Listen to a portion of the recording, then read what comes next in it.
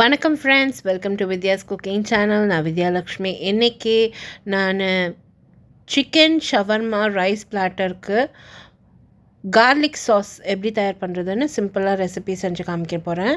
வீட்டில் தயார் பண்ண பன்னீர், அடுத்து பூண்டு, பச்சை மிளகா, கொத்தமல்லி, புதினா, தயிர், கொஞ்சமாக எண்ணெய், கொஞ்சமாக ஃப்ரெஷ் க்ரீம் தேவைப்படும். இப்போது நான் இங்கே மிக்ஸி ஜாரில் பூண்டு, பச்சை மிளகா, கொத்தமல்லி தழை, புதினா தழை,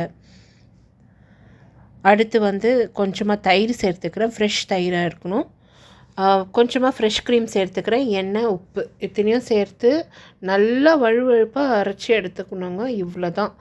அருமையான க்ரீமி கார்லிக் சாஸ் ரெடி ஆகிடுச்சு. இப்போ இதை எடுத்து ஃப்ரிட்ஜில் ஒரு 15 மினிட்ஸுக்கு செட் பண்ணுற வரைக்கும் விட்டுட்டு நம்ம எடுத்து சர்வ் பண்ணோம்னா சூப்பராக இருக்கும். அந்த ரைஸ் வேகிற நேரத்துக்கு இது செட் ஆகிடும். ஸோ இது நான் தயார் பண்ணி நான் எடுத்து சர்வ் பண்ணியிருக்கேன். மறக்காமல் என்னோடய ஷவர்மா சீரீஸை ஃபாலோ பண்ணுங்கள், சப்ஸ்கிரைப் பண்ணுங்கள், என்னோடய சேனலுக்கு லைக் கொடுங்க. அடுத்த வீடியோவில் சந்திக்கலாம். தேங்க்யூ ஸோ மச் ஃபார் வாட்சிங். பாய்.